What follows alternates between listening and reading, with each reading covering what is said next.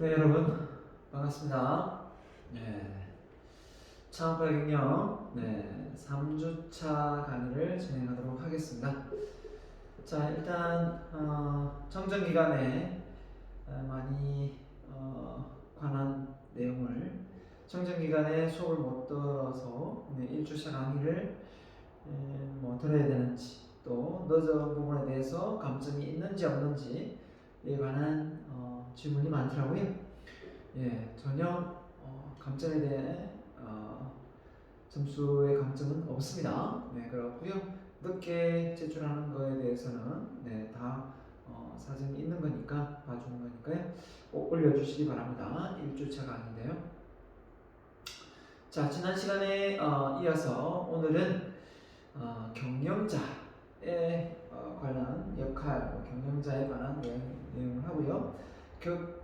그 경영자 중에 이제 우리가 창업에 대해서 배우지 않습니까? 창업에 대해서 배우기 때문에 창업가의 어떤 특성, 자질 중에 이 기업가 특성을 좀 꼬집어서 이렇게 탁 집어서 그 부분을 한번 배워보도록 하겠습니다. 근데 창업을 떠나서 요즘 이 시대적인 어떤 상황을 놓고 볼 때 이 기업가 정신이 상당히 필요한 자질이 아닌가라는 생각을 많이 합니다. 왜 그렇게 생각하냐면 예전에는 어떤 과거와 현재가 있는 상황, 현재의 어떤 상황 속에서 미래가 이렇게 변화가 되는데 이렇게 겹쳤어요. 겹친 상태에서 변화가 일어나고 또 현재의 상황도 예측이 가능했습니다. 그렇죠? 이렇게 어떻게 보면 미래에 대한 어떤 불확실성이 어느 정도는 예측이 가능했다는 거죠. 근데 지금 현 시대를 살아가는 어떤 상황을 놓고 볼 때 꼭 창업을 하지 않고 보더라도 정말 상황이 많이 언서턴티하고 그죠? 불확실성하고 예측이 불허합니다. 그러다 보니까 충분히 그 창업보다는 좀 더 안정적인 공기업이나 공무원을 여러분이 선호한다는 걸 알고 있습니다. 하지만 그게 정답은 될 수가 없어요. 그게 정답이 될 수 없는 게 사람마다 가지고 있는 기질이 다 다르고 능력이 다 다른데 어떻게 그렇게 안정적인 걸 추구해서 자기의 능력을 거기에 묻힐 수 있겠습니까? 그래서 저는 여러분에게 이런 본인만이 가지고 있는 어떤 그 능력에 플러스 알파로 기업가의 특성 이런 부분을 한번 자질을 갖춰서 여러분이 가지고 있는 끼와 재능을 잘 발휘할 수 있는 그런 실력자가 한번 되어 보시라라고 말씀을 드리고 싶어요. 그렇기 때문에 꼭 창업을 안 해도 됩니다. 하지만 여러분이 무조건 그냥 부모님도 그런 말씀 많이 하실 거예요. 안정적인 게 좋다. 이런 말씀을 많이 하실 건데 그게 너무 또 이렇게 생각이 꽂혀서 다른 걸 못 보는 정말 내가 하고 싶은 거 또 도전해야 되는 거 그걸 못 보고 인생을 살고 너무 안 좋아하는 안전지대 속에서 삶을 살다가 내 능력, 내 역량이 발휘가 못 되면 저는 오히려 그게 더 훨씬 더 무의미한 삶이 아닐까라는 생각을 많이 하고 있습니다. 이 점을 꼭 명심하고 저는 오늘 수업을 잘 들어보시면 정말 어떤 자질이 나한테 필요하고 그 자질을 한번 역량을 키워서 내가 한번 내가 가지고 있는 끼와 재능을 잘 발휘할 수 있는 그런 실력자가 좀 되었으면 좋겠습니다. 그럼 오프닝으로 제가 말씀드렸고요. 자, 조금 앉아서 가보도록 하겠습니다. 자, 그래서 강의 내용의 목표는요. 자, 학습 목표는 경영자의 유형. 자, 유능한 경영자가 갖춰야 될 자질은 무엇인가? 자, 이렇게 나오고요. 기업가, 안트로프로너, 그죠? 그 다음에 기업가의 특성은 무엇인가에 대한 내용을 배우고 가보도록 하겠습니다.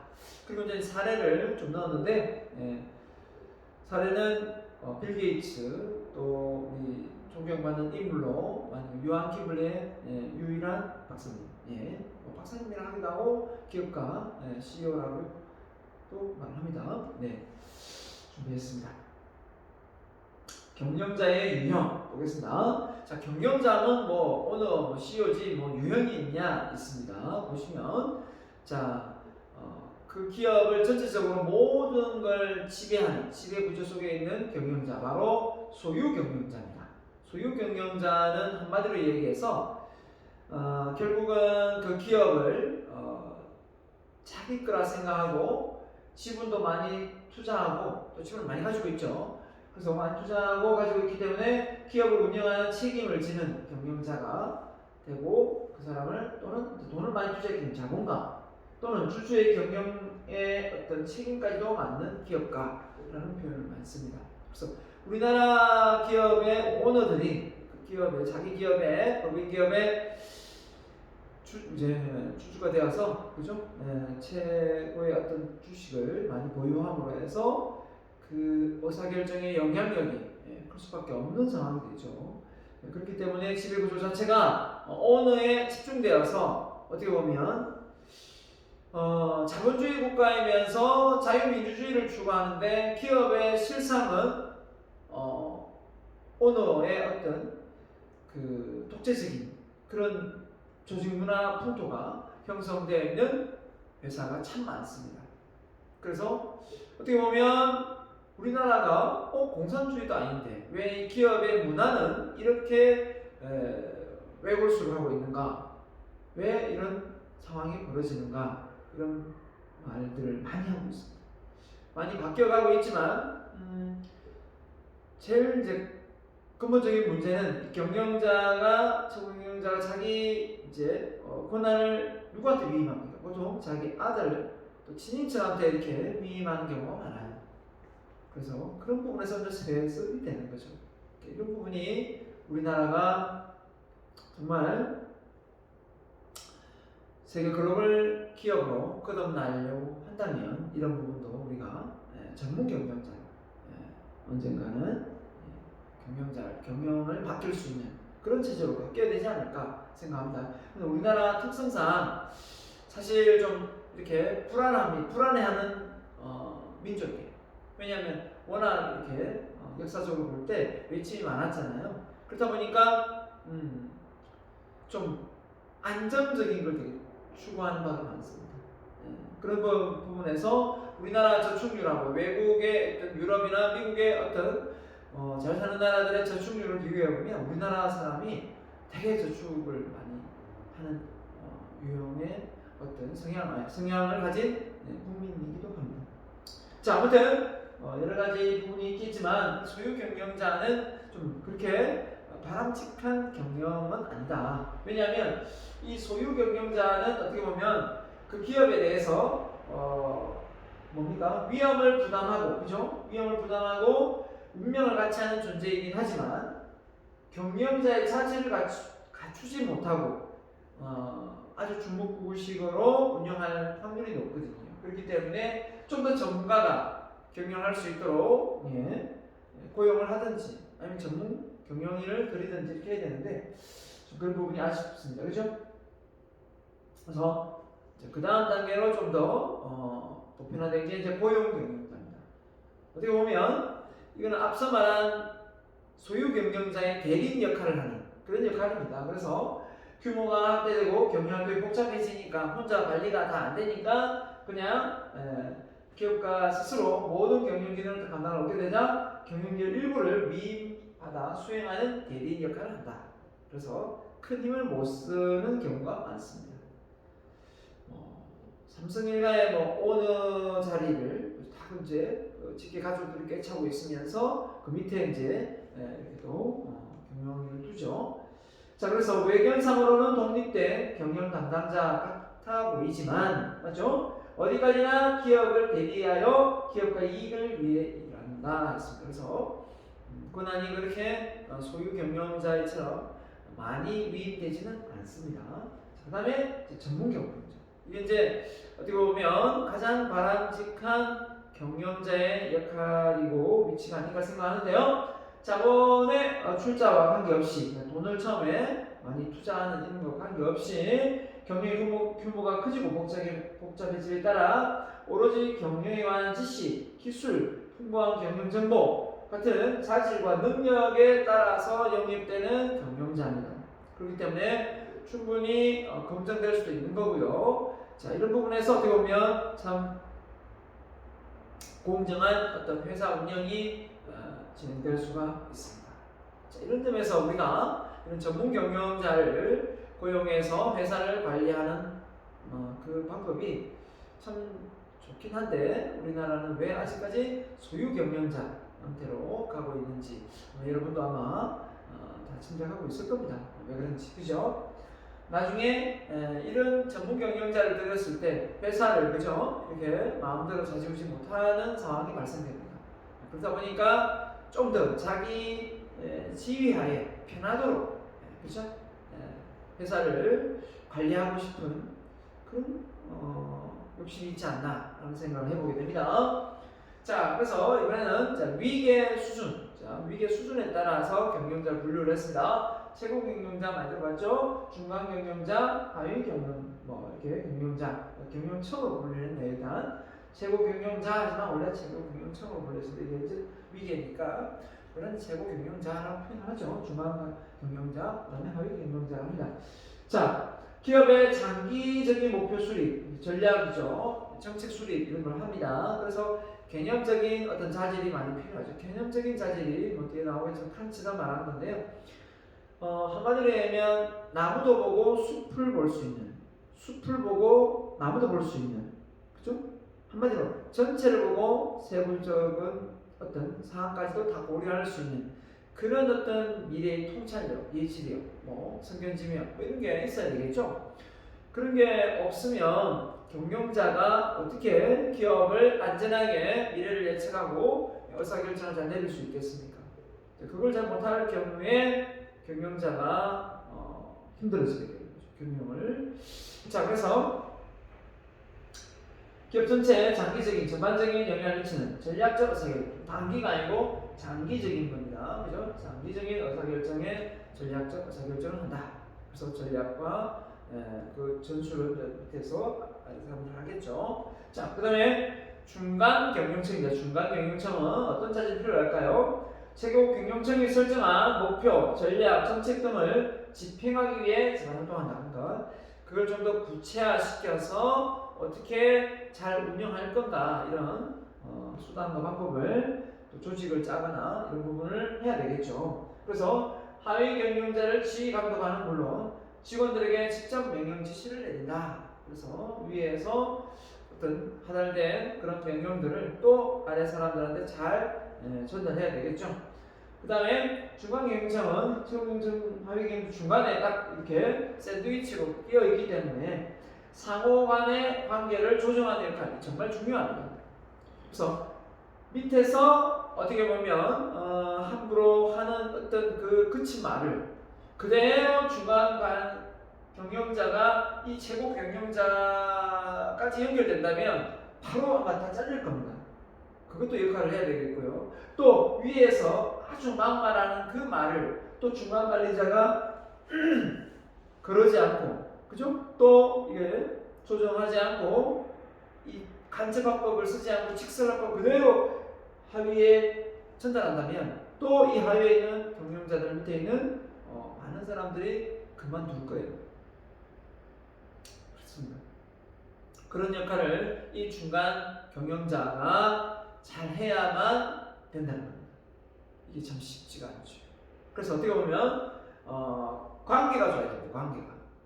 관계가 좋은 사람이 이 자리를 맡고 아래 위로 잘 컨트롤을 해야 되겠죠. 마찬가지입니다. 자, 하위 경영청은 경영자는 뭡니까? 직접적으로 이제 근로자를 현장에 있는 근로자를 상대해야 되기 때문에 지휘 감독하는 이런 업무를 맡고요. 그래서 이 사람들을 일선 감독자라고 표현을 해야 합니다. 그래서 이제 하달되어 있는 그런 어떤 명령이나 이런 지시를 아주 디테일하게 지시를 내리고 해야 되기 때문에 그렇습니다. 어떻게 보면 가장 많이 밑에 있는 일선 노동자들에게 많이 이제 부딪히는 부분이고 또 많이 싸움도 일어나고 합니다. 왜냐하면 결국은 위에서 내려온 지시지만 현장에서 근로자와 직접 맞닥뜨리는 사람은 이런 하위 경영자이기 때문에 상당히 곤욕을 치르는 경우가 많습니다. 그래서 이런 부분도 어떻게 보면 참 힘든 부분이 아닌가라는 생각이 좀 듭니다. 자, 그래서 이 경영청에 맞춰서 최고경영자, 중간관리자, 일선관리자 이렇게 했는데요.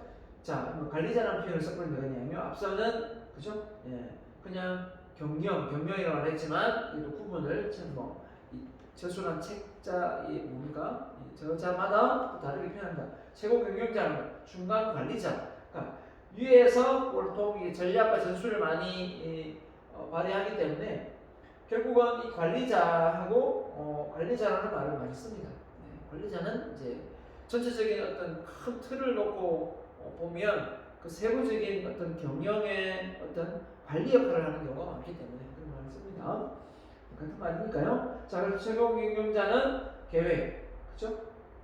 전체적인 많은 비중을 차지하죠. 조직, 지휘, 통제.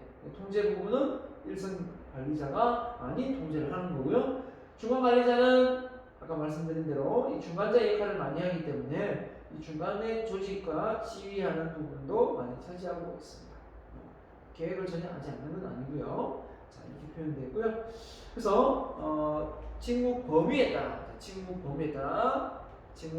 따라 또다시 어떻게 보면 직능 경영자 다른 말로 자 볼까요? 다시 한번 넘어가면 앞서 범위를 그죠? 예, 범위를 경제 유형에 따라 이렇게 표현을 했는데 자 고용 전문 경영 이렇게 했고요. 위에 서열에 따라 최고 경영자, 중간 그죠? 하위 경영자, 하위 관리자 이렇게 표현을 했습니다. 맞죠? 다시 이제는 직무에 봤다. 마케팅 부서, 생산 부서, 인사 부서, 재무 부서 뭐 이렇게 있겠죠. 이 부서별로 이 직능이랍니다. 이걸 나눠서 부문 경영자, 그죠? 이렇게도 표현을 합니다. 그래서 직능 경영자라, 그죠? 이렇게 말도 쓰고, 그 다음에 전방 경영자, 잘 쓰는 말은 아니지만 이제 회사가 모회사가 있고 자회사가 있을 수 있거든요. 이렇게 분사를 할 경우, 자 그럴 때 기업 전체를 총체적인 차원에서 경영하는 사람을 총괄 경영자. 그래서 모회사가 자회사를 관리하기 때문에 그 관리하는 그 역할을 담당한 사람이 전방 경영자다. 이렇게 보면 되겠습니다. 그래서 전방 경영자 이렇게 나뉩니다. 그 다음에 경영자의 자질을 한번 볼까요? 경영자는 어떤 자질을 갖춰야 되는가? 여러분이 회사에 들어가면 어떤 경영자 역할을 하고 싶지 말단 직원이 되고 싶지는 않지 않습니까? 잘 배워볼 거예요. 잘 배워서 여러분이 훌륭한 경영자의 자질을 발휘해서 밑에 있는 구성원들하고 동료들하고 또 위 상사들하고의 관계, 또 여러분이 이제 최고 경영자가 될 수도 있고요. 그런 관계 속에서 여러분이 역할을 잘하면 좋겠습니다. 자, 기업 경영에도 직간접적으로 많은 영향을 준다. 당연하겠죠. 스무한 경영자 되기 위한 자질. 자, 좋은 말 다 써놨습니다. 보세요. 일단 첫 번째 정직성 이렇게 해놨죠. 비전을 제시하지 못하는 경영자 맞습니까?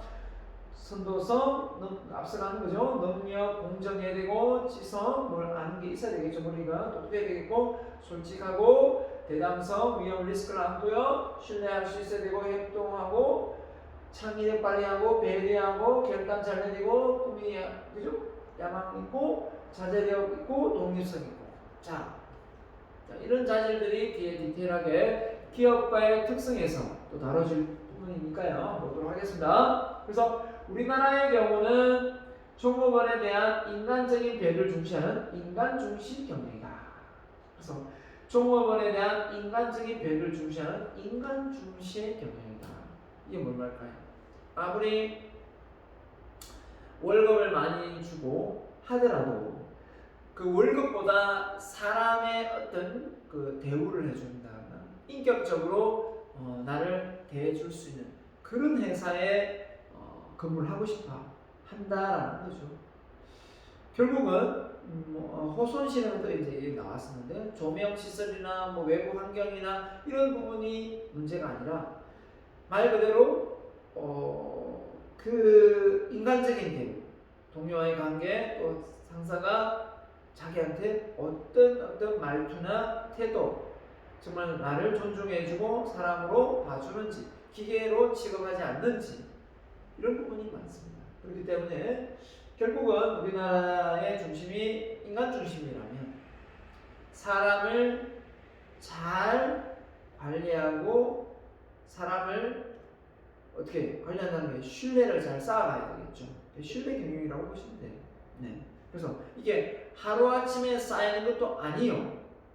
평소에 보고 배우고 그죠? 다 그 밑바탕 위에 이게 쌓이는 부분이기 때문에 예, 처음부터 사람을 정말 고용을 했다면 무조건 이 직원들은 내 부하니까 내 마음대로 해도 된다. 내가 돈을 줬으니까 이런 생각보다는 이 사람들은 어떻게 보면 어떤 제품을 서비스를 만들어내기 위해서 우리 회사에 고용은 되었지만 이 사람은 각자의 인생에서 자기 인생을 살아가는 주인공들이기 때문에 내가 잘 경영을 해서 이 사람들과 상호 윈윈할 수 있는 그런 어떤 입장에서 사람들을 좀 이렇게 관시하거나 무시하지 않고 존중하고 자존감을 키워줄 수 있는 그런 역할을 해야 된다라는 경영자의 마인드입니다. 그래서 사람이 먼저다 이 말을 한 사람이 누구죠? 잘 알죠? 네. 자, 아무튼 솔선수범하는 자세 등을 경영자의 중요한 행동 특성을 가지고 있다. 그래서 솔선수범해야 되겠고요. 그걸 따르지 않는 안 되겠죠. 자, 그 다음에 경영자의 가치관. 자, 그래서 이 경영자가 가지고 있는 가치관이 어떻게 보면 구성원들의 어떤 행동도 많이 좌지우지하지만 경영자가 어떤 마음을 먹고 이 회사를 운영하느냐 정말 많이 좌지우지됩니다. 그렇기 때문에 경영자가 처음에 애시당초 처음부터 사업을 할 때 내가 단지 이윤을 내겠다라는 차원을 좀 벗어나야 돼요. 이윤을 넣어서 이 지역사회 발전과 또 사람들의 좀 편리성, 어떤 가치를 제공해서 그죠? 그 부가가치를 만들어서 사람들에게 뭔가 편안함, 행복감 뭐 이런 마인드가 필요한데 그냥 나는 내가 그때 상황 봐서 돈만 많이 벌면 된다. 이윤만 많이 남기면 된다. 그러면 그 사후에서나 그죠? 사후 관리가 잘 되지 않겠죠. 그렇기 때문에 정말 제품만 만들어서 파는 게 아니라 정말 소비자가 느끼는 그 가치 그게 지속되어질 수 있어야 된다는 거죠. 불편함을 개선하면서 맞죠? 예, 그게 바로 이 경영자가 사업을 시작했다면 반드시 가지고 있어야 될 사항입니다. 예. 근데 사람이 어떻습니까? 올챙이 시절을 모르고 개구리가 되고 나면 나중에 올챙이 시절을 잘 어떻게 무시하고 기억을 잘 못해서 돈도 흥청망청 쓰고 또 그런 사람을 만나면 자기도 그런 시절이 있었는데 언제 그러냐는 식의 어떤 반응이 나올 때가 있어요. 그런 사람들 보면 사실 솔직하게 말씀드릴게요. 인격적으로 문제가 있는 사람들입니다. 그래서 그 기업의 경영자가 가치관이 문제가 있다. 인격 장애다. 인격에 장애가 있다. 이렇게 봐도 과언이 아닙니다. 그런데 참 이런 기업에 안 들어가면 좋은데 들어갔을 때 참 곤욕을 치러요. 곤욕을 치릅니다. 예, 그렇기 때문에 그걸 다 알고 들어갈 수도 없고요. 그렇죠? 뭐 대표적인 예가 뭐 양궁할로 뭐 닭을 쏘게 한다든지 뭐 골프 채로 뭐 그죠? 뭐 동물 할때하는 걸 시킨다든지 막 별의별 시효가 다 있잖아요. 네, 뺨을 때리는 기본이고 진짜 한마디로 영화에서나 볼 수 있을 듯한 그런 시효의 어떤 행동들 만행들 보면 정말 이게 진짜 영화 같은 일이 현실도 일어나는구나 하는 생각을 정말 많이 했었습니다. 그런 점에서 우리가 제대로 배우고 교육을 해서 배워서 나가서 사업을 한다면 그런 인격 장애를 갖춘 CEO가 나오지 않겠죠. 네, 저는 그렇게 생각합니다. 자, 그래서 기업의 직면한 문제에 대해서 정확한 판단을 내릴 수 있는 지적 능력, 기본이겠죠. 새로운 아이디어의 관점을 표현할 수 있는 개방적인 심성, 오픈 마인드, 마음이 넓다는 거죠. 그 다음에 조직의 대표로서 정서적인 안정, 참 정말 중요해요. 자기의 어떤 사적인 개인적인 기분 나쁨이 그 회사에 출근해서 부하들, 그죠? 밑에 구성원들에게, 동료들에게 이게 전달된다면 이게 좋은 경영자는 아니잖아요. 중간 관리자가 됐든 뭐 일선관, 그죠? 경영자가 됐든 관리자가 됐든 집 앞 문제는 집 앞 문제고 회사는 회사 일인데 그걸 잘 연결을 끊어내지 못하고 주변 사람을 힘들게 하는 사람이 많습니다. 그래서 회사인 그대로 집에 들고 와가 집에서 와이프한테 자식들한테 짜증내는 그런 가장도 많아요. 그런 아내분도 많고 아직 올바른 가치관이 형성되어 있지 않다. 미성숙한 상태에 있다. 하고 놓고 보는 거죠. 그런 걸 볼 때 우리는 정말 성숙해 가기 위해서는 끊임없는 어떤 가치관을 확립하기 위한 준비 과정이 필요하다. 왜냐하면 이 세상에 완벽한 사람이 없기 때문에 계속해서 배워가야 된다라는 생각을 많이 하게 됩니다. 자, 그래서 이 정서적 안정 정말 중요하겠죠. 적절하게 사람을 다룰 수 있어야 된다. 이 정서적 불안함이 사람을 편견을 가지고 또 그죠? 다룹니다. 자, 경영자가 직면한 도전이 뭐냐라고 되어 있는데요. 자, 경쟁 우위 확보. 기업이 경쟁에서 우위를 점해야 되기 때문에 어떤 걸 경쟁 우위로 가져갈 건가? 그죠? 그래서 핵심 코어가 뭔가? 핵심 가치를 밸류를 가져갈 게 뭔가? 또 그죠? 어떤 전략을 펼쳐갈 것인가? 어떤 시스템을 새롭게 구축할 것인가? 어떤 새로운 비즈니스 모델을 개발할 것인가? 이런 경쟁 우위에 다양한 어떤 대책을 도출해내지 않으면, 만들어내지 않으면 회사는 계속성, 연속성이 어려운 거죠. 언제 문을 닫을지 모른다는 겁니다. 자, 그래서 이제 요즘에 많이 대두되고 있는 게 윤리적, 사회적 책임 표준의 준수다. 그래서 최소한의 과거에는 그죠? 뭐 경제개발 이런 5개년 하고 이럴 때는 정말 기업을 어떻게든 성장시키고 크게 확대시키는데 정부에 혈안이 되어 있다면 지금은 그게 아닙니다. 이제는 이 한 기업이 수입을 하는 글로벌 기업이 되어 있는 다국적 기업이 되어 있는 경우도 많기 때문에 그 다국적 기업이 뭡니까? 본사가 뭐 따로 있고 외국에 있고 막 이렇게 다르거든요. 뭐 원료 공급체는 또 다른 나라에 있고 또 판매처는 또 다른 나라에 있고 뭐 이런 거거든요.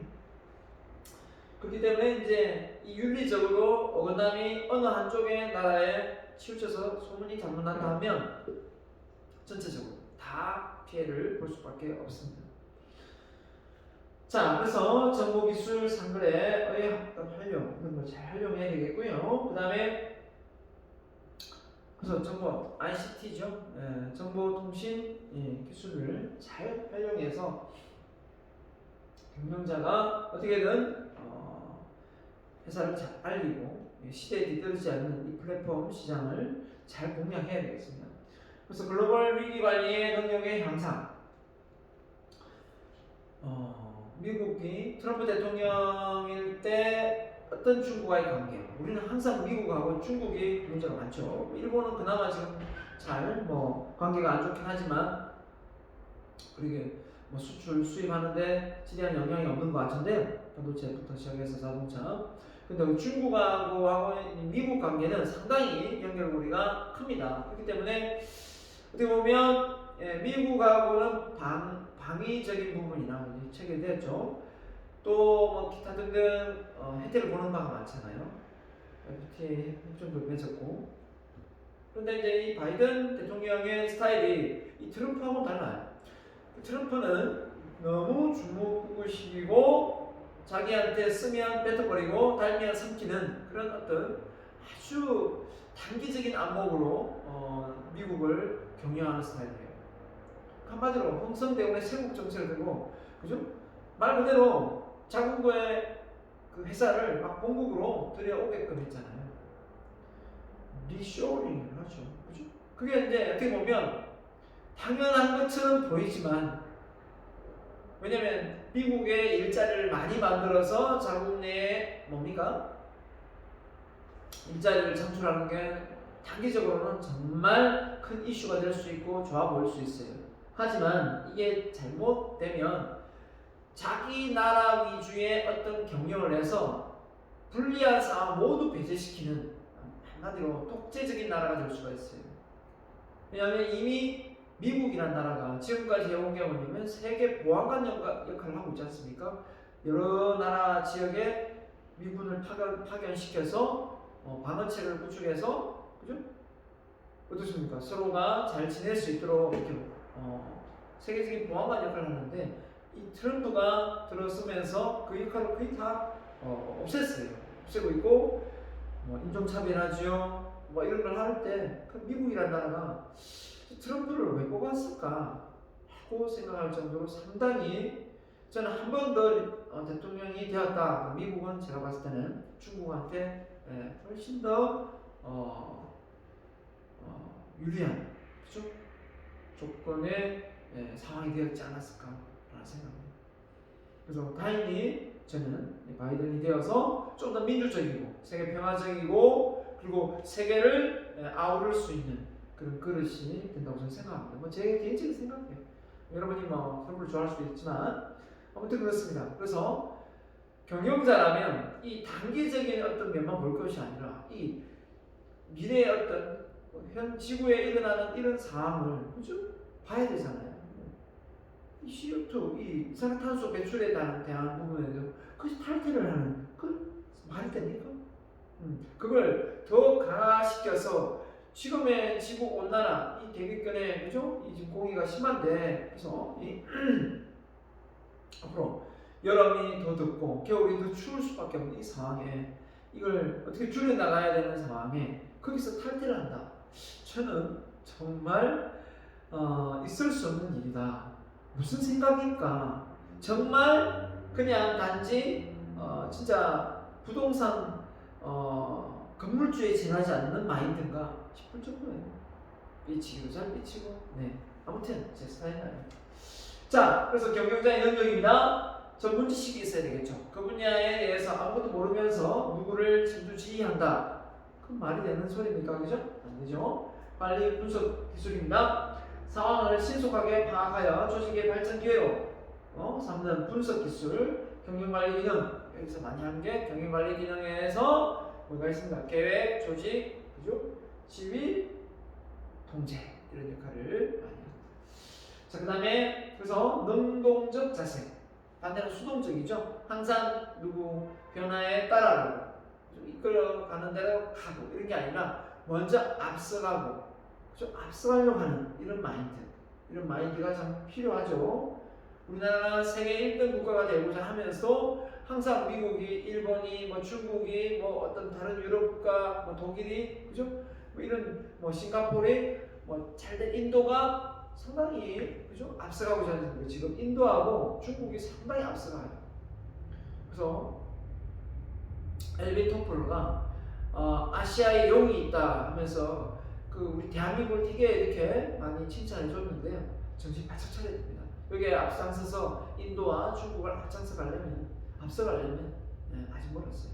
그래서 좀 더 어떻게 보면 좀 체계적이고 안정감 속에서 가야 되는데, 아직은 우리나라가 그러지 못하고 있는 부분에서 많이 아쉽습니다. 자, 아무튼 너무 안정적이고 너무 뭡니까? 불확실성에 대한 불안을 너무 호소를 많이 하는데, 스트레스 없는 세상 원하십니까? 안내해 드릴까요? 스트레스 없는 세상은 공동 묘지밖에 없어요. 거기 가면 스트레스는 없어요.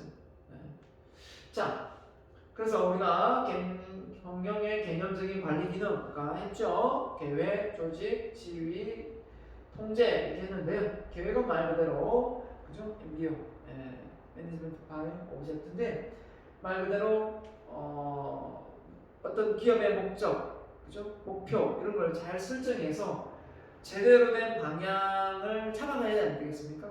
그래서 이 부분이 이제 어떻게 보면 우리 인생의 플랜도 가지고 있는 사람, 하루 일과의 스케줄을 세우는 사람, 안 세우는 사람 차이가 있듯이 경영자가 이런 플랜 없이 중무구구식으로 경영을 한다면 밑에 있는 직원들이 정말 힘듭니다. 왜냐하면 이랬다 저랬다 하거든요. 기준이 없다 보니까 이 계획은 기준이거든요. 인생의 목표의 기준은 바로 계획이에요. 내 인생의 목표의 계획이거든요. 그게 기준이거든요. 그게 없다면 뭐가 잘못돼도 어디가 잘못됐는지를 몰라요. 기준이 없기 때문에 처음부터. 그 기준을 잘 세우고 가야 되는 겁니다. 맞죠? 나중에 통제를 통해서 조정은 가능하지만 자, 그 다음에 조직이죠. 조직은 말 그대로 그 계획을 잘 실행에 옮기기 위한 조직을 짜고 인력을 배치하고 자원을 그죠? 잘 관리하는 거예요. 그래서 조직은 사람을 잘 관리하는 부분이기 때문에 뭐 조직에 관한 내용도 상당히 많습니다만 여기서 다 다룰 수는 없고 한마디로 조직도 우리는 하이라키 조직만 사는데 플랫 조직도 많고요. 그 다음에 이제 유연한 조직, 유기 조직이다 이렇게 형식 조직이다 이렇게 분류도 많이 합니다. 요즘의 조직의 분위기는 이제 그 아이디어와 뭡니까? 이 직원들의 어떤 역량이 자유분방하게 잘 발휘되는 분위기 속에서 아이디어가 잘 나오잖아요. 그렇기 때문에 딱딱하지 않고 좀 유기적인 조직 구조가 많이 형성되어 있습니다.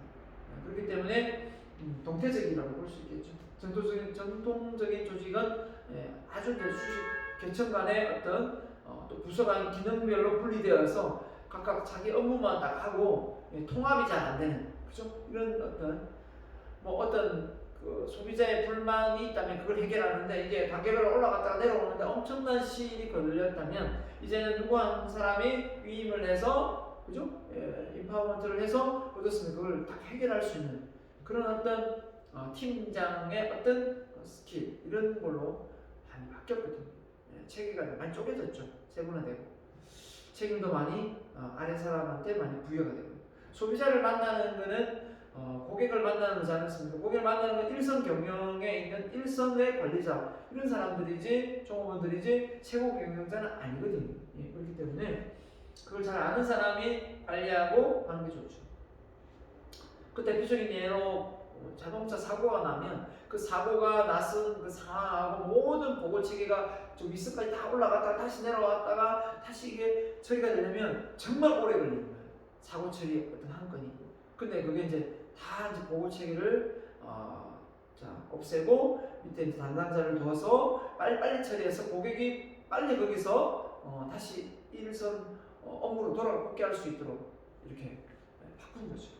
자, 그 다음에 지휘입니다. 지휘는 말 그대로 동기를 유발하거나 처음에 세웠던 그 계획이 잘 전달되어서 소통이 잘 되도록 만드는 부분입니다. 그래서 리더십은 영향력이고요. 동기부도 영향력이고 의사소통도 영향력입니다. 그래서 팀 활동 전체가 소통이 잘 돼요.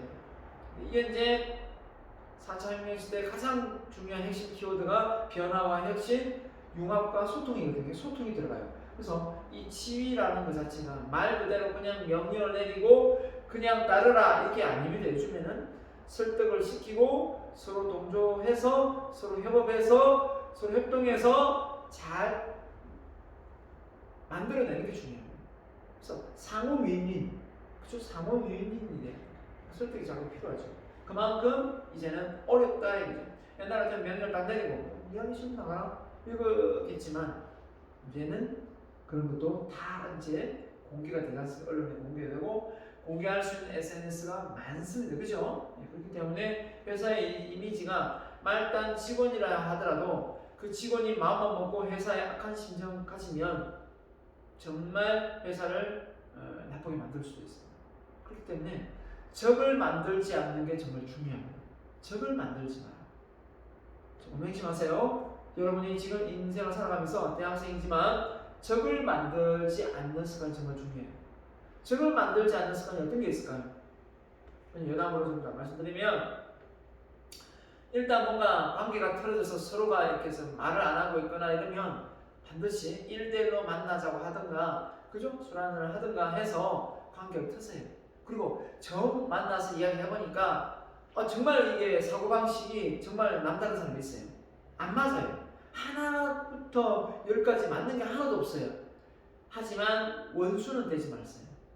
인사정말 하고요. 싫든 좋든. 원수가 되면 정말 아무도 나하고 안 맞네? 그러면 인사도 안 하고 말도 안 걸고, 그죠? 이렇게 돼요. 안 맞는 거 인정하고요. 하지만 인사 정도, 말 정도 좀 걸고, 깊은 관계, 단둘이 술 먹고 이런 거는 아니더라도, 그래서 보면 인사 정도를 할 수 있는 관계로 유지를 하세요. 쌩하게 지나가고 이러지 말고. 그게 좋은 거더라고요. 제가 인생을 좀 살아보니까. 여러분보다 좀 더 살았으니까 말할 수 있죠. 그 다음에 뭡니까? 네 번째입니다. 표준 설정, 측정, 비교, 실행. 말 그대로 이제 통제입니다. 결국은 처음에 세웠던 이 목표와 결국은 측정을 했을 때, 이 매주를 했을 때 어떻습니까? 제대로 실행됐는지 비교해보는 거지. 비교. 이게 우리 인생을 놓고 보면 내가 인생을 잘 살았나 못 살았나 어떻게 판단해? 연초에 세웠던 내 목표, 나 이걸 해야지, 이걸 달성해야지, 그게 있기 때문에 그게 가능한 거거든요. 그런데 연초에 목표를 세우면 아무도 안 세워요. 그러면 연말 돼가지고 12월달 가서 내가 인생을 잘 살았나 못 살았나, 인생을 잘 사는 것 같아요. 이렇게 말합니다. 어떤 사람은 잘 못 사는 것 같아요. 어떤 사람은 잘 사는 것 같아요. 이 사람들은 어느 정도 목표치가 있는 거예요. 근데 목표가 아예 없는 사람은 잘 사는 것 같기도 하고 잘 못 사는 것 같기도 하고, 이 사람들은 참 애매한 거죠. 왜 애매하냐? 처음부터 목표가 명확하게 없었다는 거예요. 이렇게 살면 어영부영, 잘 사는 것도 아니에요, 못 사는 것도 아니에요, 어영부영하면서 살면 충분해요. 그러지 말라는 거예요.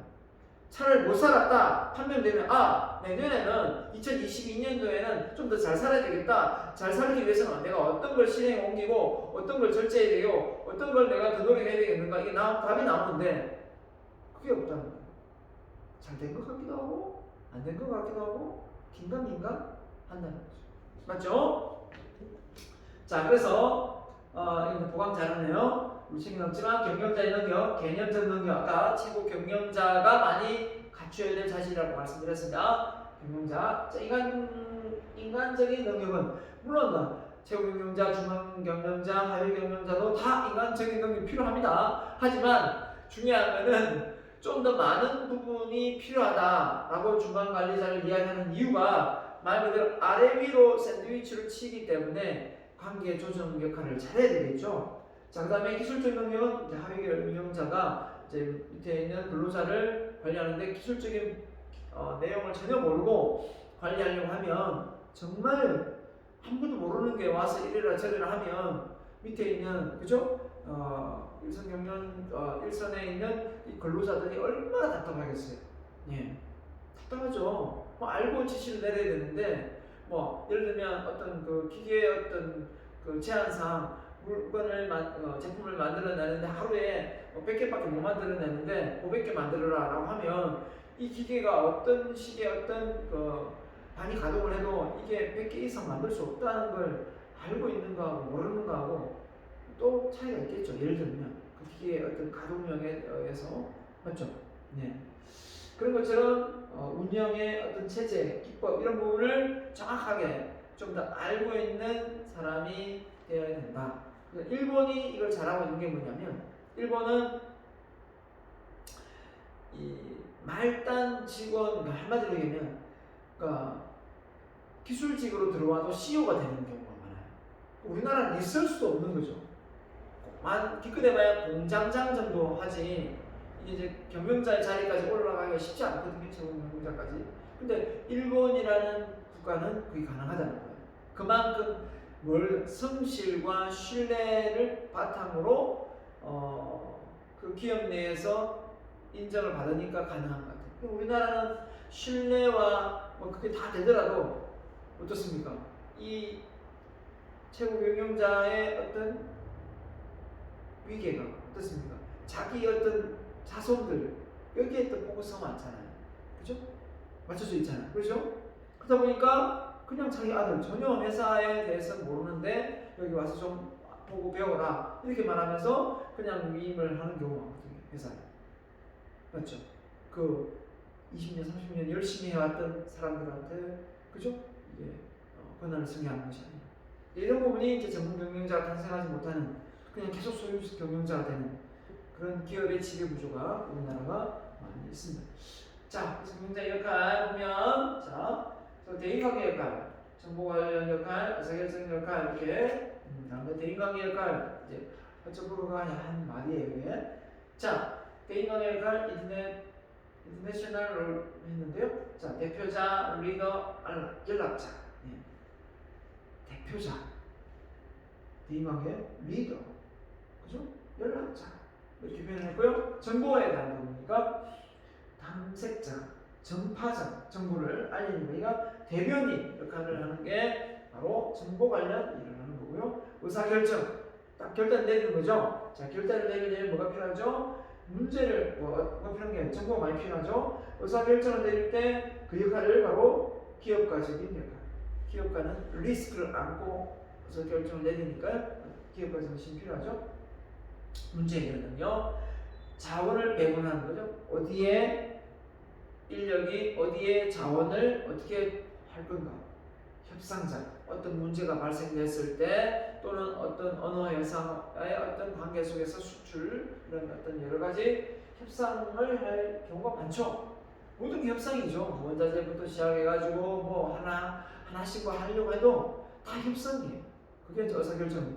이걸 내가 물건을 사야 되나 말아야 되나, 공장을 더 확장시켜야 되나 말아야 되나, 기계를 더 들여야 되나 말아야 되나, 뭐 발주를 더 해야 되나 말아야 되나, 여러 가지 부분에서 많은 기업의 이해관계자들을 만나서 이걸 협상을 해서 서로가 자기만 이익을 보려고 하면 안 되겠죠. 상호 이익을 보는 방향에서 협상을 계속 이어나갈 겁니다. 이게 참 머리 아프고 골치 아프지만 이 역할을 해내지 못하면 그 자리를 내려놔야 되는 상황이 발생될 겁니다.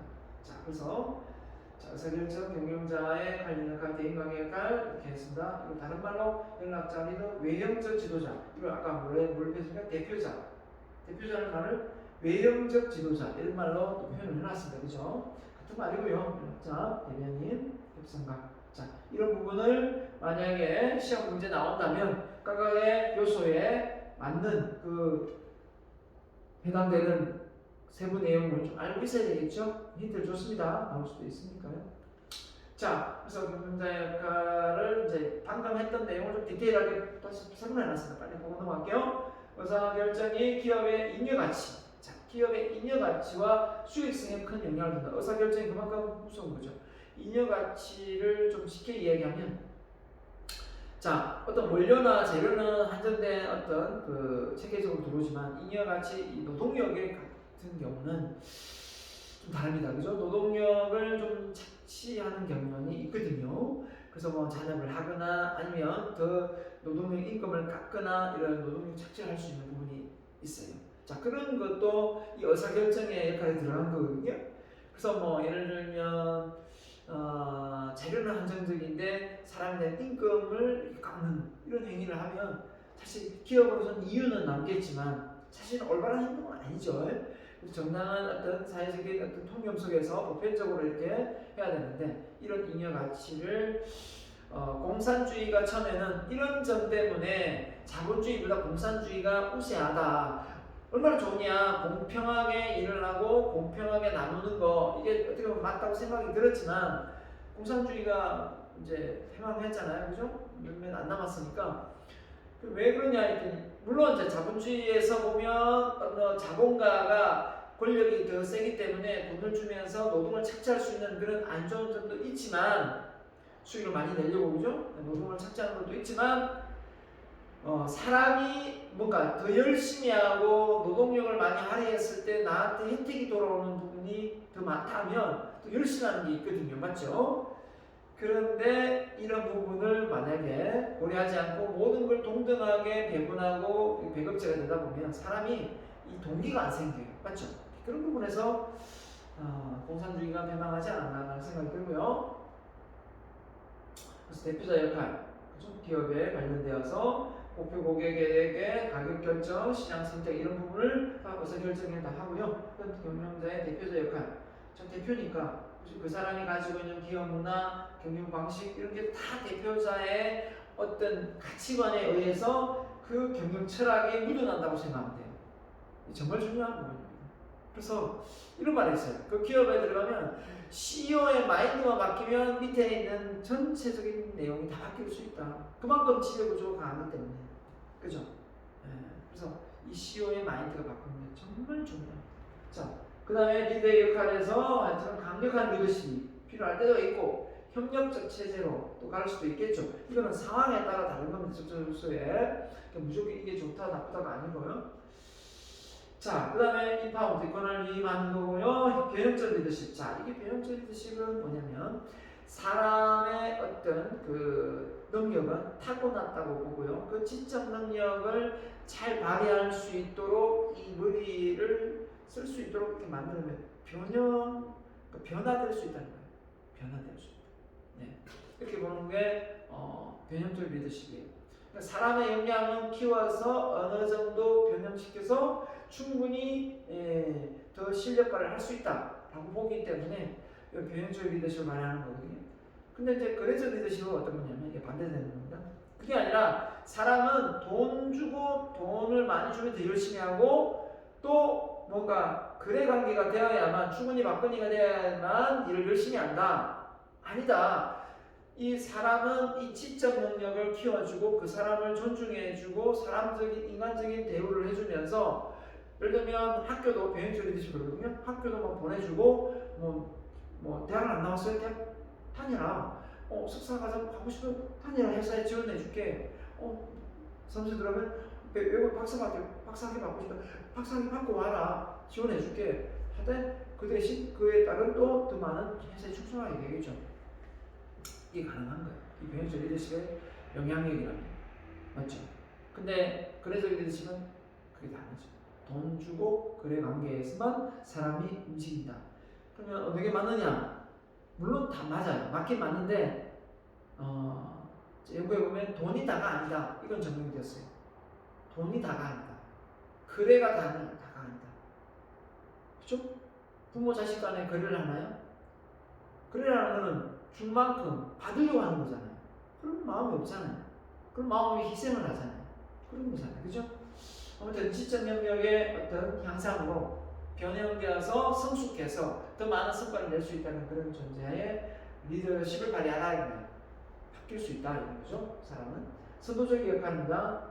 선도적 성숙한 한계를 극복하여 선도적 앞서가야 되니까 사업 분산 투자, 그죠? 포트폴리오 가치 사슬 활동을 통해 새로운 성장률을 진입하는 경영자가 이런 어떤 새로운 가치 밸류를 만들어내는 게 중요하죠.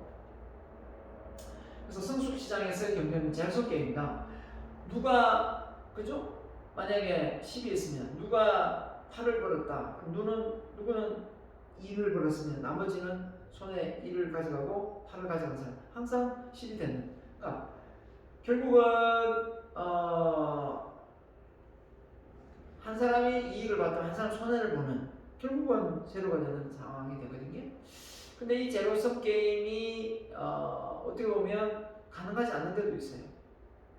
어떤 경우냐면 이 도박장에 가면 그 관리해주는 그 사람들이 이미 그 도박장에 돈이 거래되는 상황 속에서 그 일부의 그 수수료를 떼잖아요.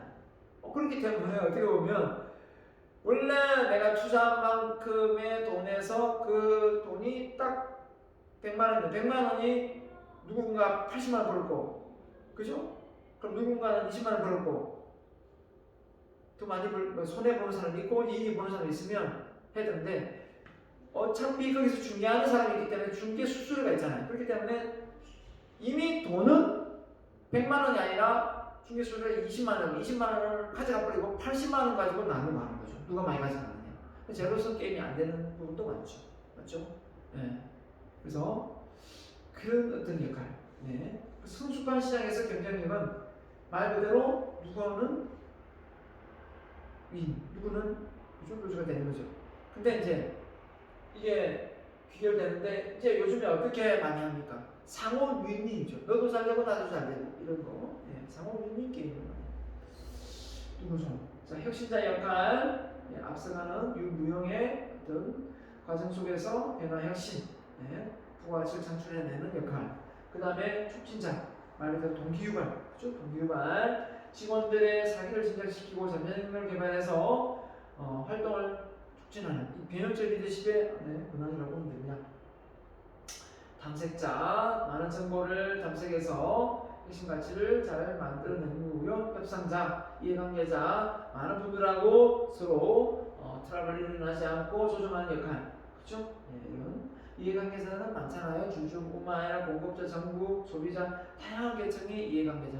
내부 종업원도 있습니다. 그죠? 종업원도 이해관계자에 속합니다. 기업의 입장에서 보면. 자, 이런 사람들의 협상 역할 당연히 중요합니다. 자, 그래서 기업가란 뭐냐? 자, 이 부분을 좀 하고요. 자, 기업가 뭐죠? 예, 안트레프로너. 자, 안트레프로너라고 되어 있는데 한마디로 이 학자마다 정의가 좀 다릅니다. 세이가 말하기를 수행하다, 모험하다. 이런 앙트르프랑드르에서 나온 말이다. 이렇게 얘기하고 있고요. 칼틸론이 말하기를 기업가란 특정 가격으로 생산수단을 사서 물건을 만들고 그 비용을 보상하기에 충분한 가격으로 판매하는 사람이다. 이게 세이가 또 뭐라고 했냐면 기업가는 뭐라 했죠? 어떤 위험을 감수하면서도 토지, 노동, 자본을 활용해 기업을 설립하고 이를 통해 경제 성장을 이끄는 사람이다. 이게 어떻게 보면 가장 좋은 어떤 정의가 되겠네요. 그래서 위험을 감수하고 하니까 결국은 기업가는 우리가 사업가다 이렇게 말을 하지 기업가라는 말을 잘 안 썼었죠. 그만큼 리스크가 있는 거니까 모험을 가지고 어차피 회사가 망하면 그죠? 그냥 비유를 했는지 모르지만 경영자는 새 칼로 싸우고 중앙관리자는 나무칼, 제 밑에 말단들은 종이칼을 싸운다 했죠. 그만큼 리스크를 안고 경영을 하기 때문에 더 많은 수익을 가져갈 수밖에 없는 구조가 맞는 거 아닙니까? 맞죠. 자기가 그런 위험을 안고 회사를 운영했잖아요. 예, 그렇기 때문에 그에 따른 더 많은 이익을 가져가는 거예요. 이제 일을 따져보면 밑에 있는 노동자들이 근로자들이 더 일을 많이 했을 수 있어요. 육체적인 부분은. 하지만 이 정신적인 부분은 위에 있는 사람이 더 많은 일을 한 거죠. 그렇기 때문에 근로자는 단순 반복적인 일을 하고 나서 집에 가면 그걸 잊어버릴 수 있는데 이 최고 경영자는 회사에 있으나 어디에 있으나 골프를 치나 무조건 회사가 어떻게 잘 돼야 될 텐데 이런 생각을 가지고 살아가는 사람이다 이렇게 보면 돼요. 정신적인 어떤 고통으로 살아가는 사람이다. 정신적인 어떤 그 부분에서 많이 멀리 서는 사람이다. 개념이 차질이 필요하니까. 자, 그렇기 때문에 우리가 놓고 볼 때 이 육체적인 노동을 많이 하지 않다 보니까 어떻습니까? 그냥 저 사람은 왔다 갔다 하면서 그냥 관리만 하니까 참 쉽게 돈을 버는 것처럼 생각하는 일부 근로자들이 많이 있는 걸로 알고 있습니다. 하나는 알고 둘은 몰라서 그렇습니다. 자, 슈페트가 말했습니다. 기업가란 기회를 추구하며 자원을 새롭게 결합하는 창조적 파괴. 그래서 경제 발전을 주도한다. 창조적 파괴다.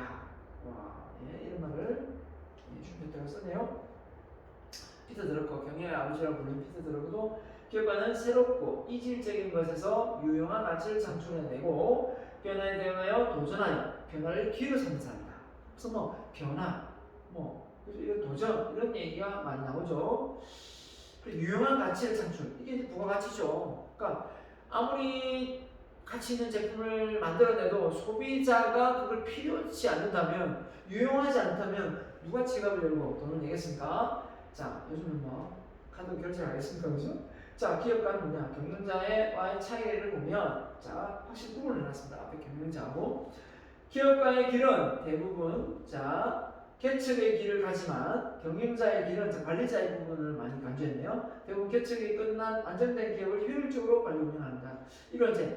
이걸 뭐 경영자와 관리자로 구분되기도 하고 기업가와 경영자로 구분을 지어놨습니다. 그죠? 그래서 자 경영자와 관리자로 해서 둘 차이가 무엇인가 이 말이나 기업가와 경영자의 차이가 무엇이나 책마다 좀 달라요.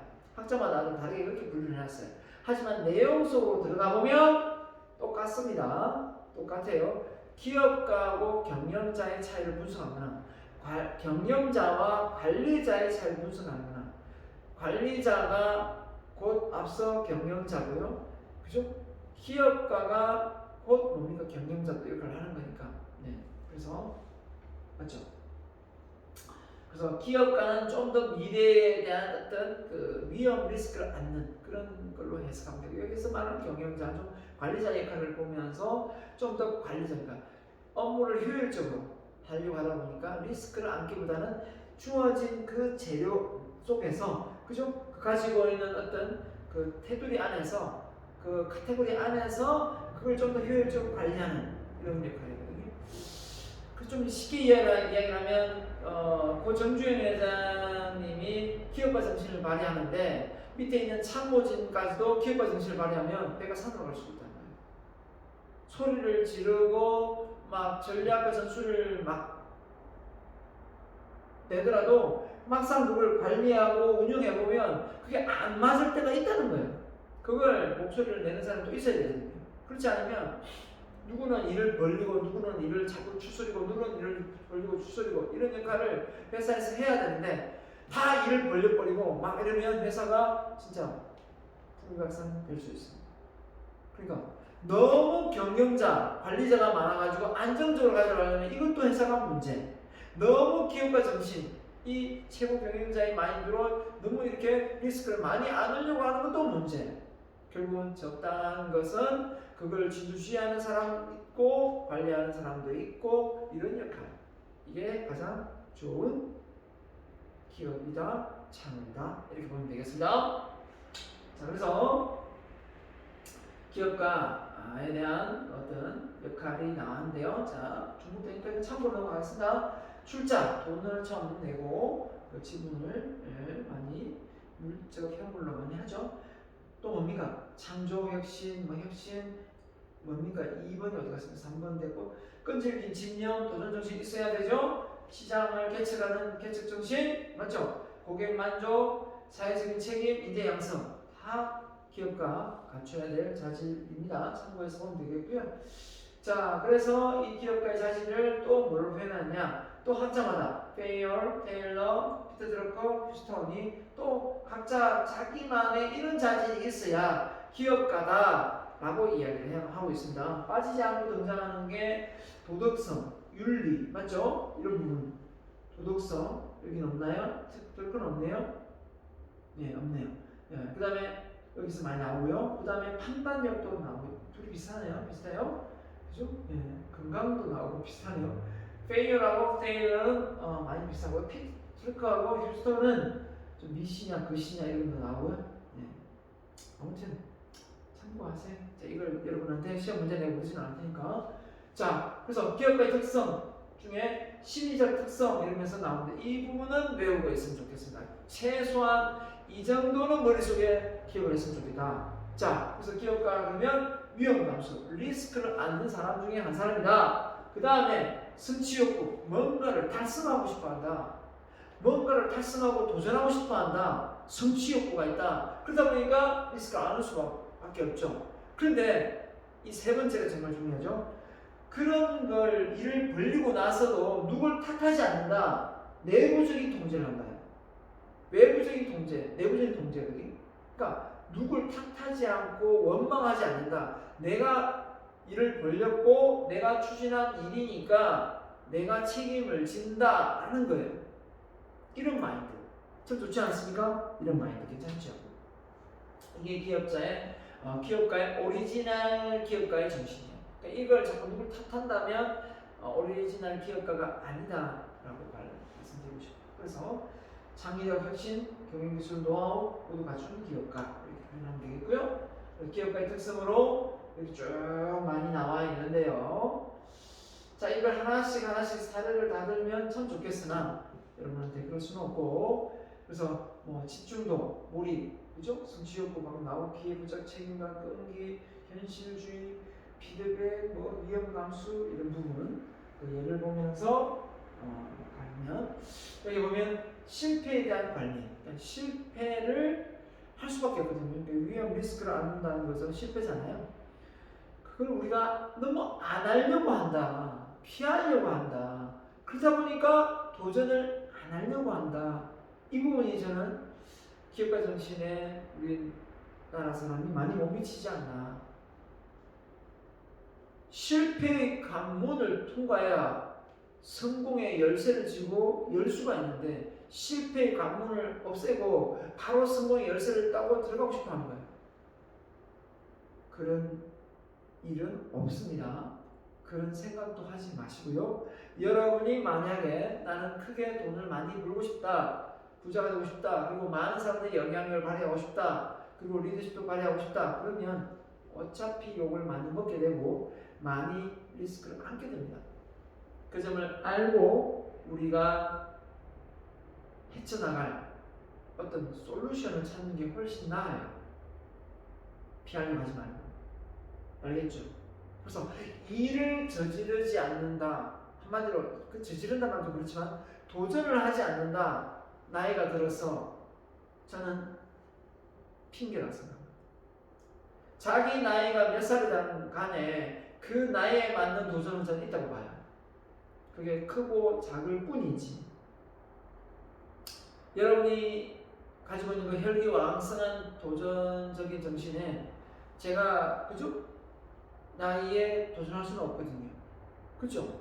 저보다 나이 많은 어떤 한 60대, 70대 찾아와서 저 창업하고 싶은데요, 교수님 저 아이템 좀 봐주세요 이렇게 나왔을 때 저 리스크를 좀 많이 줄입니다.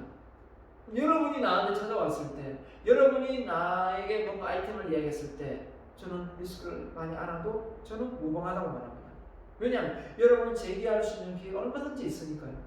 근데 50대, 60대가 제기할 수 있는 기회가 많지는 않잖아요. 그렇기 때문에 최대한 안정적인 프랜차이즈 창업을 많이 권하죠. 왜냐하면 이미 전국에 가맹점도 많고 본사가 많으면 안정적이니까. 이미 그게 정립된 거잖아요. 잘 되고 있다는 걸 정립됐기 때문에, 된 것이기 때문에 그쪽을 많이 권하죠. 새로운 건 너무 하지 마지 말하고 싶죠. 자, 그래서 성공한 기업, 자, 기업가의 경향, 경영자의 경향 구분해놨죠. 자, 계획 수립된 현재 초점, 외부 시장, 내부에 관심, 비용 측면 어떻게든 좀 더 줄여볼 것인가, 이런 게 관심 많습니다. 모호성, 모호하잖아요. 근데 모호성에 대해서 싫어합니다, 관리자들은. 그죠? 모호한 게 싫은 거예요. 그러니까 했던 대로 하고 싶은 거예요. 했던 대로, 하던 대로. 여기에 이제 머물러 있다 보면 회사가 망할 수도 있죠. 높은 위험, 낮은 위험. 성취 욕구 강하죠. 타인을 지휘하고 지휘하는 욕구가 동기를 부여한다. 그 다음에 혁신 분야의 기술적 경험, 그 다음 경영기술, 경영, 소유, 이렇게 되는데요. 자, 기업가의 특성 나오겠습니다. 그래서 성공한 기업가의 특성, 이건 짧게 한번 볼게요. 자, 이런 성취 욕구 강하고, 주도적이고, 끈기가 있고, 냉철하고, 정직하고, 결단 잘 내리고, 실패에 대한 적절한 관리가 되고, 맞죠? 자, 이에 반해서 실패 볼게요. 실패한 무계획적이고, 자, 이런 사람 최소한 돼야 되겠죠?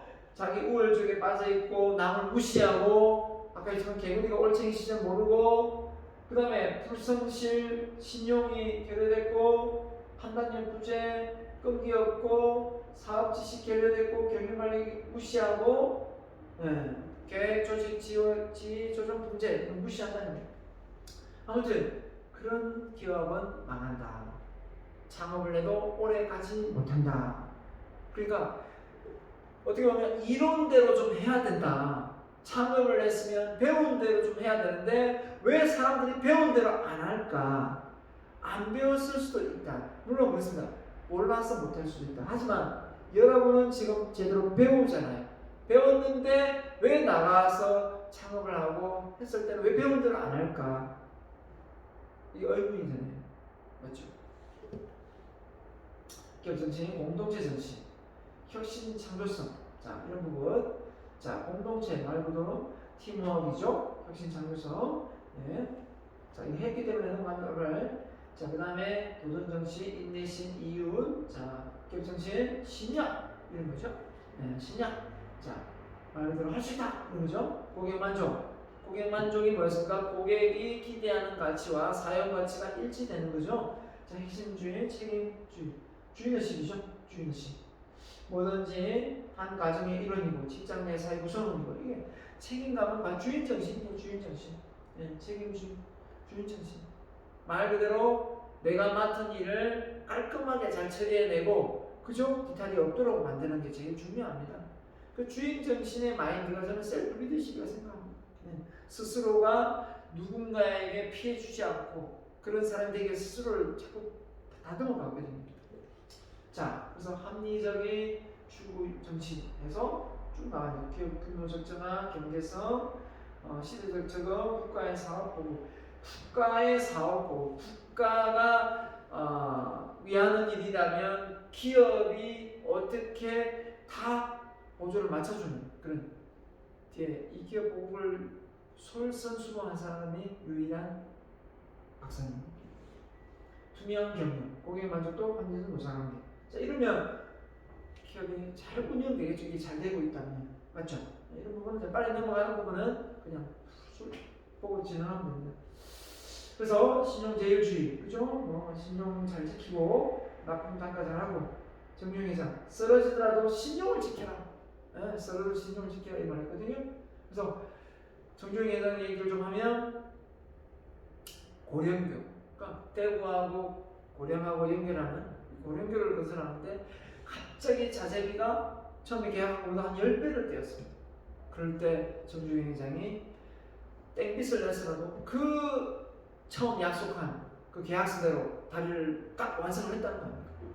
그게 소문이 나가지고 박정희 대통령 기회에 들어가지고 그 정도로 신뢰가는 기업이면 고속도로 뚫겠네 하면서 경부고속도로를 현대건설에 맡기는 거예요.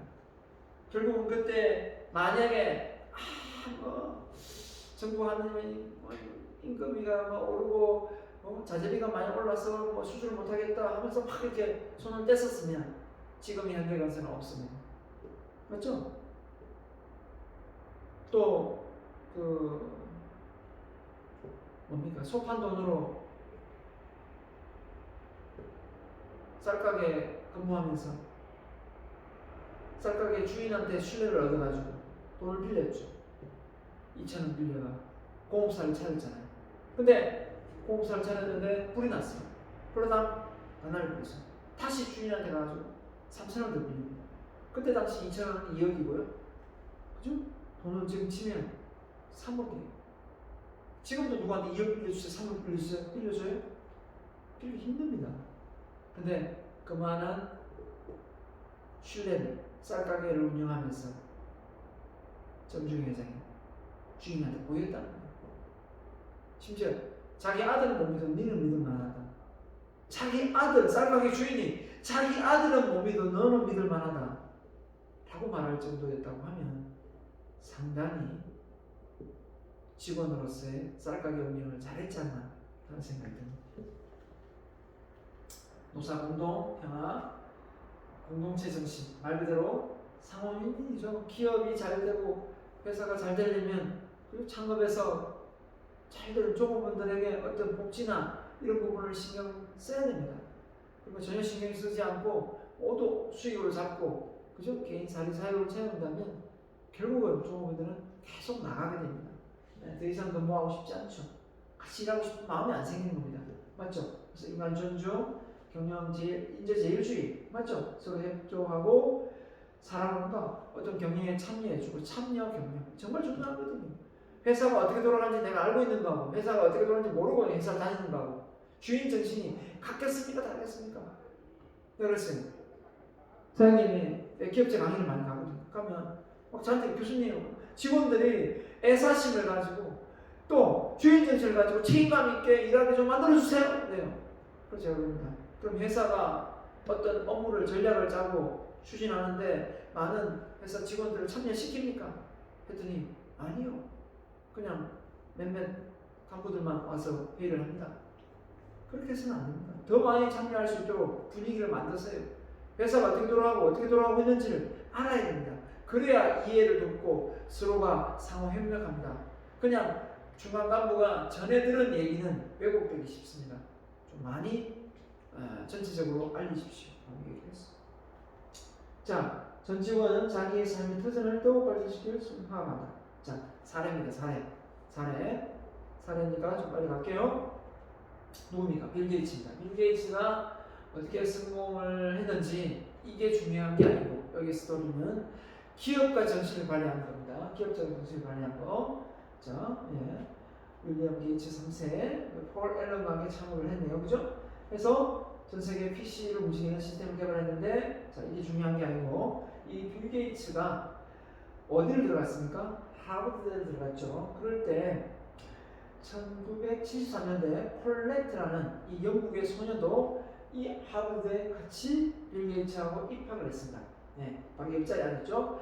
거기 앉았는데 18살 빌 게이츠가 같이 공부를 했습니다. 그럴 때 이 클레트와 빌 게이츠 이 두 명 모두가 소프트웨어 개발이라는 꿈을 가지고 있습니다. 아, 우리가 소프트웨어 개발해서 정말 컴퓨터를 잘 활용해보자 이렇게 했는데, 자, 빌 게이츠가 제안을 합니다. 뭐라고 했냐면, 같은 꿈이 있다는 것을 알고 빌 게이츠가 콜레트에게 먼저 제안을 했습니다. 뭐라고 했냐면, 우리 같이 자퇴해서 32비트 재무 소프트웨어를 개발해보자 라고 제안을 했어요. 하버드대를 졸업하기 전에. 정말 쉽지 않은, 콜레트도 좀 쉽지 않은 결정이었겠다, 그렇죠? 하지만 이 빌 게이츠는 이미 아버지한테 이야기를 했고 자퇴를 결심을 했죠. 하지만 콜레트는 빌 게이츠의 제안을 완곡하게 거절했습니다. 뭐라고 하면서 그랬을까요? 뭐라고 하면서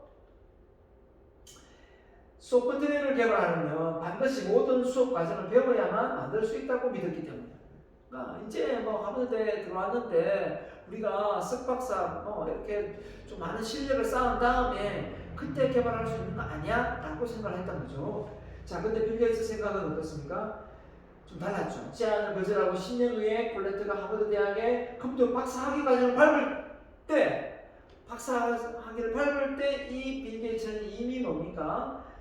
자퇴를 한 빌 게이츠는 포춘 재산자 억만장자의 대회에 속해 있었다. 자, 그만큼 이제 도전 정신이 강한 거죠. 어떻게 보면 위험 리스크를 안고, 그죠? 그래서 콜레트가 학식을 충분히 쌓았다고 생각해서 32비트 재무 소프트웨어를 개발하려고 할 때 이미 빌 게이츠는 어느 정도 앞서갔어요? 1500배 빠른 새로운 소프트웨어를 개발하여 시장을 석권한 상태였다.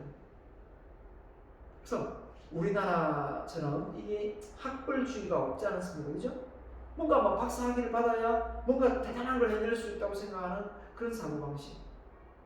좀 잘못된 것 같아요. 꼭 대학을 나와야 연봉이 높아지는 이 사고방식. 좀 많이 바뀌었고. 대학을 공부를 진짜 하고 싶어서 와야 되는데 이 졸업장을 따려고 오는 사람들이 또 있다 보니까 이 분위기를 또 흐리는 거예요. 그래서 공부라는 것은 끝이 없고 파고들고 뭔가 내가 아이디어를 내고 그런 차원에서 뭡니까? 해야 되는데 많이 안타깝습니다. 자, 그래서 결국은 빌 게이츠가 콜레트하고 이제 차별적인 부분에서 같은 꿈을 가지고 있었지만 빌 게이츠는 어떻게 보면 좀 더 앞서간 거죠. 차이가 있다면 어떻게 보면 앞서서 업무를 추진한 겁니다.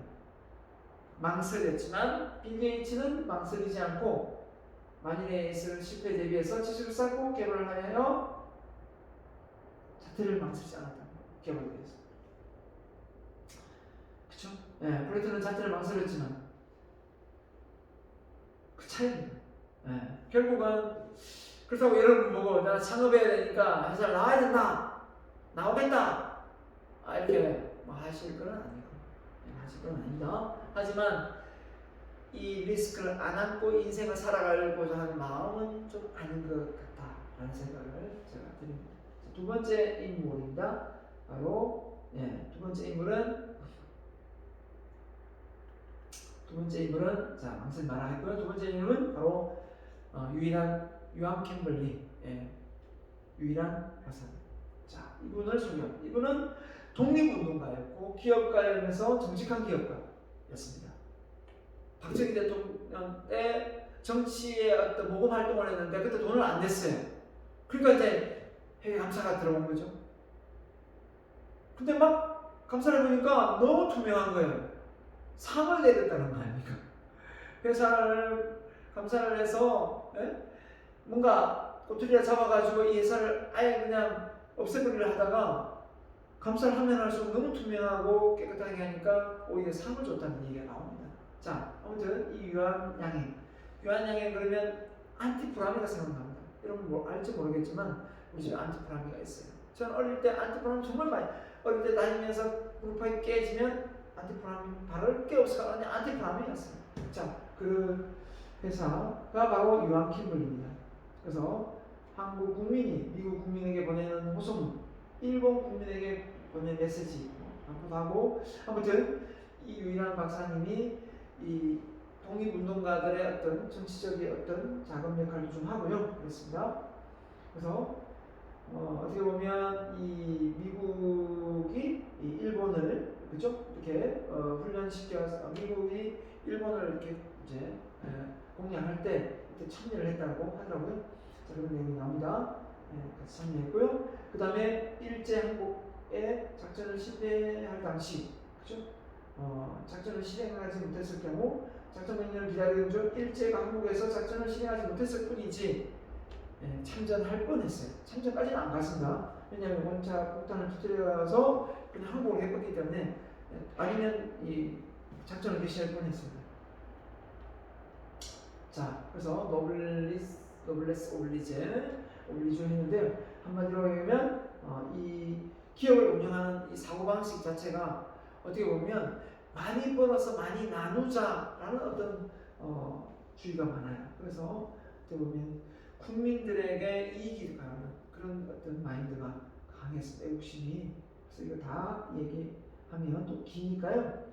이렇게 세무조사를 했다 그러죠. 모금 세무자로 나는 찍으려고 했는데 아주 불미스러운 어떤 그런 부분을 찾아내어서 막 이렇게 회사를 막 이슈화 시켜서 없애려고 했는데 오히려 더 성실한 이런 정치적인 부분하고 딱 그죠? 정경유착이죠.